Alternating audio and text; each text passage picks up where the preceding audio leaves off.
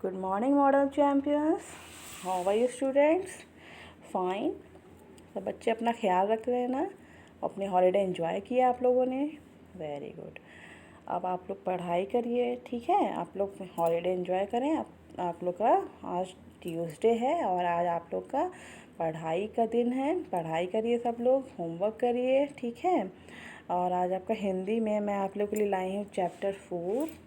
जो चैप्टर हम लोग का 3 था रोबो, ये मैंने रीड करवा दिया था. इसकी एक्सरसाइज मैंने आप लोग को करवाई थी. वर्ड मीनिंग भी हो गया था और क्वेश्चन आंसर आप लोग को करना है. इसको कॉपी में सभी बच्चे हिंदी कॉपी में क्वेश्चन आंसर करिएगा. टिमटिम क्यों खुश थी, रोबो ने टिमटिम के मित्रों को कैसे प्रसन्न किया, ये मैंने आंसर सब लोग को लिख दिया है. बहुत सारे बच्चे जो आंसर मैं लिखती हूँ वो नहीं लिखते हैं, अपने मन से लिखते हैं, तो वो इतना सही नहीं होता है, ठीक है? जिस तरह से मैं आप लोग को आंसर लिखवा रही हूँ उसी तरह से आप लोग लिखिएगा. अगर आपको कोई प्रॉब्लम होती है कि मैम दिखाई नहीं दे रहा है, तो मैं आप लोग को ये फ़ोटो सेंड कर दूँगी, तो आप लोग उसको देखिएगा तब करिएगा. लेकिन कोई भी बच्चा अपने मन से आंसर नहीं लिखेगा, ओके?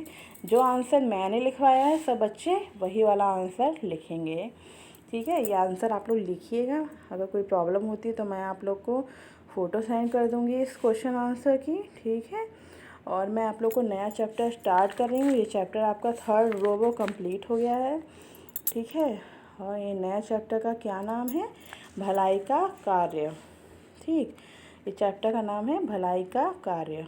ये देखिए सब बच्चे इसको रीड करिएगा. चैप्टर 4 मैं रीड कर रही हूँ, आप लोग सुनिए. देखिए क्या लिखा है, तारीख लिखी हुई है ना 15/3, ठीक?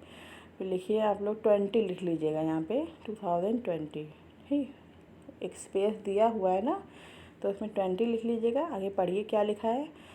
आज हमारी अध्यापिका ने हमें परोपकार पर एक कहानी सुनाई. अध्यापिका ने क्या किया? परोपकार एक टॉपिक है जिस पर उन्होंने उन बच्चों को कहानी सुनाई. उन्होंने हमें सीख दी कि हमें प्रतिदिन एक भलाई का कार्य करना चाहिए, ठीक है? भलाई का कार्य मतलब क्या? भलाई कार्य मतलब किसी की मदद करना, हेल्प करना, कोई अच्छा काम करना, उसको कहते हैं भलाई का कार्य करना, ठीक? यह बात मेरे मन में बैठ गई. तो एक बच्चा था, उसको एक अध्यापक ने एक कहानी सुनाई परोपकार पर. तो उस कहानी से उसको वो शिक्षा मिली कि प्रतिदिन हमको भलाई का कार्य करना चाहिए. तो ये बात उसके मन में बैठ गई, मतलब वो बात उसको याद रहती है हमेशा. वो ये बात याद रखता है कि हमें भलाई का कार्य करना चाहिए, ठीक है? यह बात मेरे मन में बैठ गई. मैं सोच रहा था कि मैं तो बहुत छोटा हूँ, मैं भला किसी की क्या भलाई कर सकता हूँ. यह सोचते सोचते मैं घर जा रहा था. तभी मैंने देखा कि एक बूढ़ी औरत सड़क पार करना चाह रही थी, लेकिन गाड़ियों की कतारों से घबराकर वह सड़क के किनारे खड़ी थी, है ना?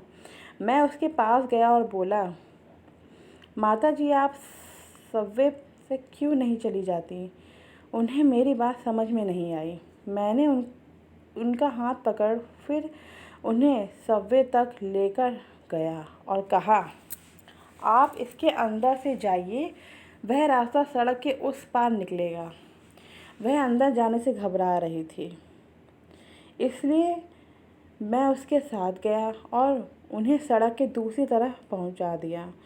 उन्होंने मुझे ढेर सारा आशीर्वाद दिया. ऐसा करके मेरे मन को बहुत शांति मिली. सबवे से लौटते समय मैंने मन में ठान लिया कि मैं प्रतिदिन एक भलाई का कार्य अवश्य करूँगा, ठीक है? एक छोटा बच्चा था ना, उसको टीचर ने कहानी सुनाई थी परोपकार पर. तो उसने उस परोपकार कहानी से ये शिक्षा लिया कि हमें प्रतिदिन अच्छा कार्य करना चाहिए, भलाई का कार्य करना चाहिए, दूसरों की मदद करनी चाहिए, ठीक है? तो उसने बूढ़ी औरत की मदद करनी चाहिए, तो उसने सड़क पार कराने की कोशिश करी उसे, है ना? वो औरत सड़क पार नहीं कर पा रही थी, तो उसने कहा कि आप सबवे से जाइए. तो सबवे पर जब वो नहीं जा पा रही थी, तो वो जो छोटा बच्चा था उसे छोड़ने के लिए गया, ठीक है? उसे छोड़ के आया और उसे वहाँ पहुँचा दिया सड़क के उस पार, ठीक?